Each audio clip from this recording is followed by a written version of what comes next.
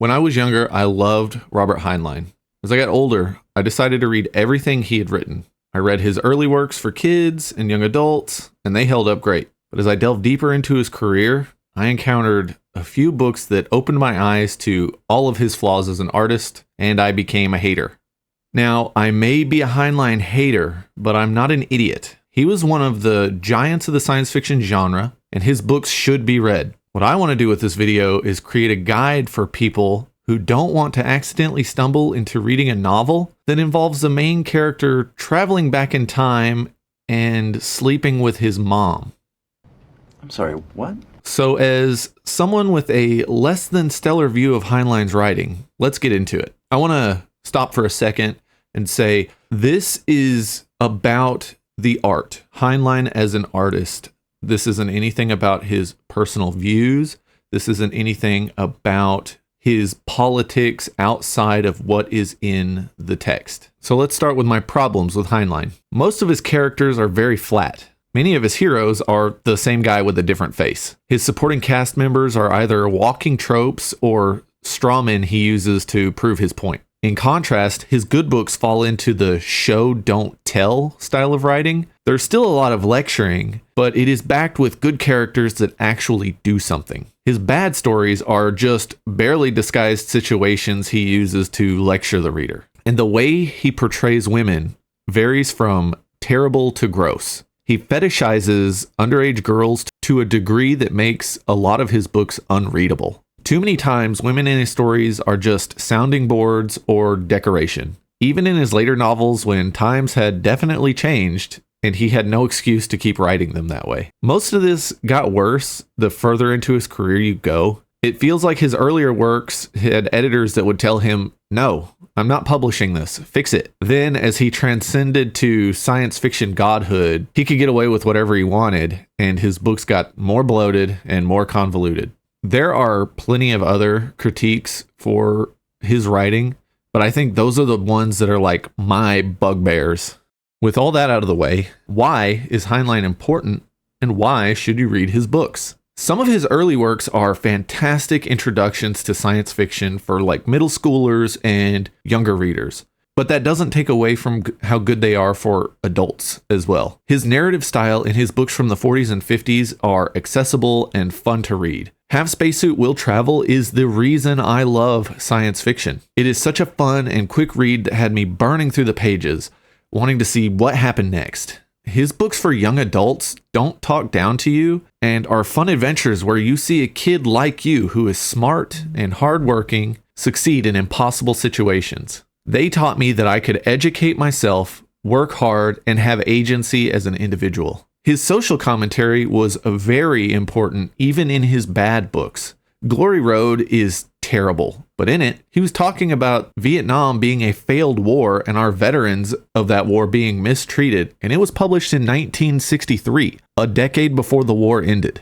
He also talks a lot about individual liberty, the role of government, and always encourages readers to be critical of everything. His innovative ideas about how we would use technology and how society would work in the future were incredibly prescient for his time. Now, one of my biggest things about him is his strengths are also his weaknesses. Sometimes he would swing for the fences, and instead of a home run, you got some of the worst things I have ever read.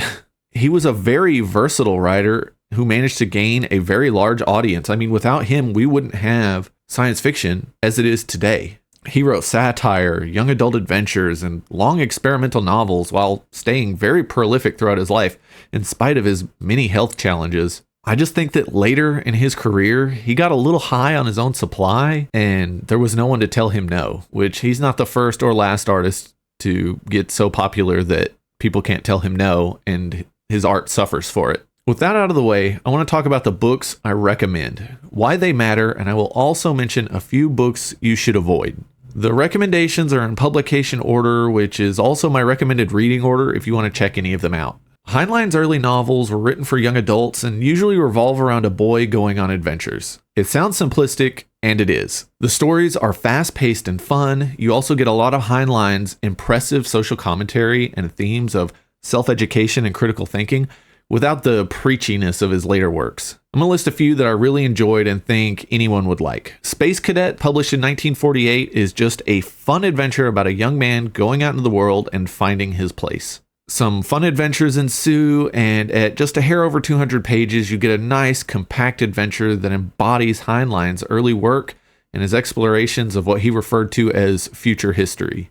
Starman Jones, published in 1953, is a fun exploration of moral growth as we move from childhood to adulthood. You also see a kid work his ass off and scheme his way into making a better life for himself. Citizen of the Galaxy from 1957 is another story of a boy who makes it good through hard work and competency, but it starts with a much darker tone. Through interstellar travel, mankind has populated the galaxy. In remote places, people have regressed back to slavery and other forms of exploitation. In the beginning of the story, a beggar buys the main character at a slave auction, takes him under his wing, and educates him. The main theme is the power of education and using that knowledge and critical thinking skills to survive and thrive. Some of Heinlein's oddities begin to appear in this book, but they're tame enough to be interesting rather than creepy. And here we are. Have Spacesuit Will Travel, published in 1958, is the reason I love science fiction. I read this for the first time when I was 12 years old.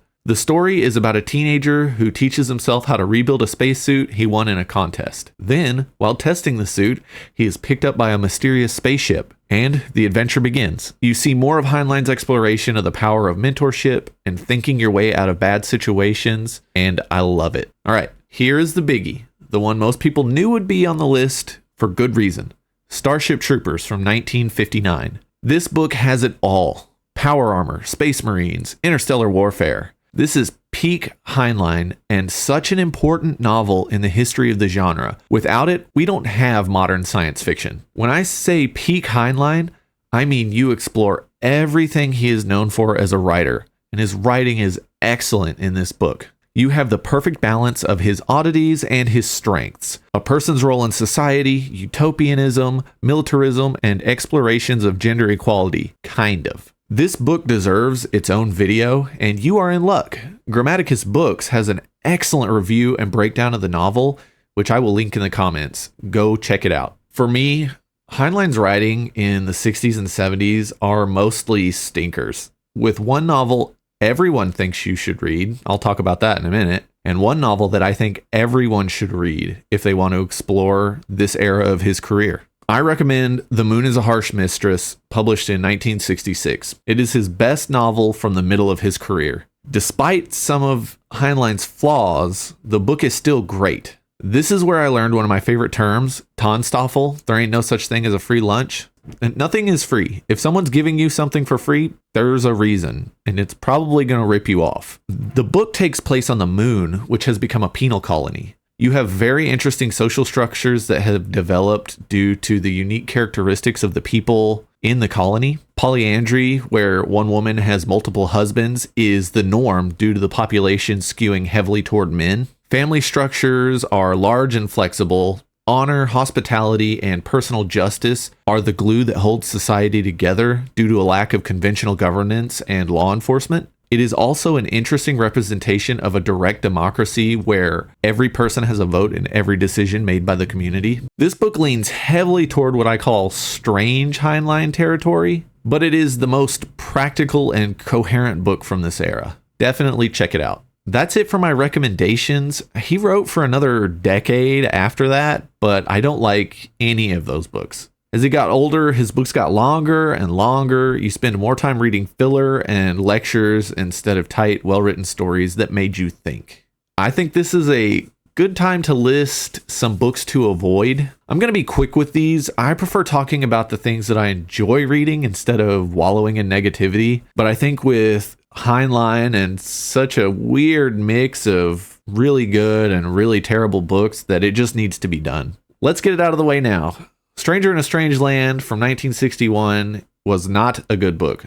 People love it, and I know why. The little bits of social commentary and the search for the meaning of life were good in this book, but they were surrounded by everything bad in his writing. The characters were either annoying, bland, or underdeveloped. You have Jubal Harshaw, a famous lawyer, physician, author, with a harem of supermodels with super brains who do his bidding. It just doesn't make any sense. It's hard to claim that this book has strong female characters when they are underlings to like this Sigma Chad like lawyer guy. Then there was the main character, Michael, who was trying to find out what it means to be human. He started as a blank slate, and it was so fun to see him experience the world, but eventually he became this caricature of what he should have been. I don't want to spoil anything, so I won't expand on my thoughts about Mike beyond that. And last but not least, we have Jillian, Mike's first true friend, who was probably the closest thing to a real woman you will find in his books,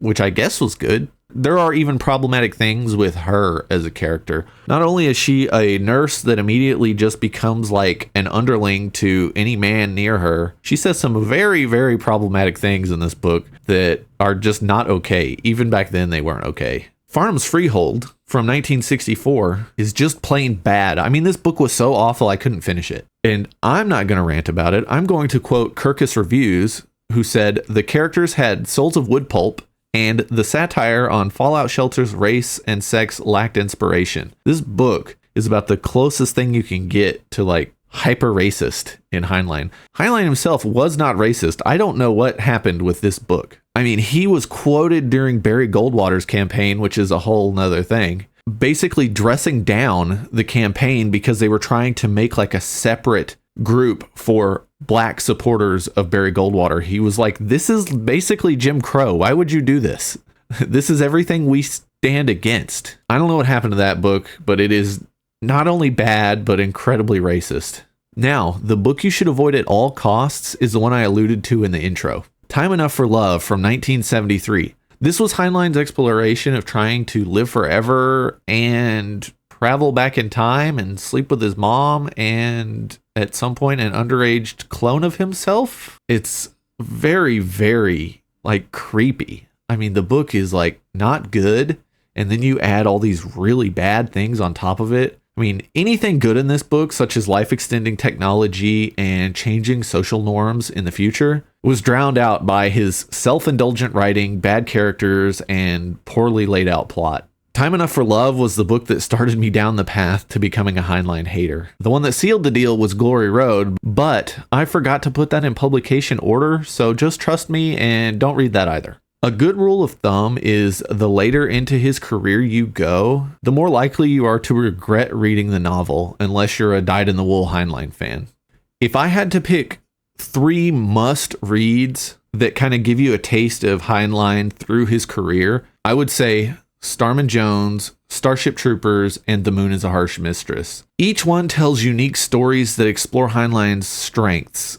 Heinlein himself said, "If a person names as his 3 favorites of my books, Stranger, Harsh Mistress, and Starship Troopers, then I believe he has grokked what I meant." I mean, 2 out of 3 isn't bad. I hope this video helps people new to Heinlein, and I hope you diehards can grok what I'm putting down. Heinlein is a pillar of the science fiction genre, and he deserves recognition for it, but we can't ignore his flaws. Well-reasoned critical analysis is what he would have wanted. Let me know in the comments what Heinlein novels you have enjoyed or want to try reading. I would love to hear about them.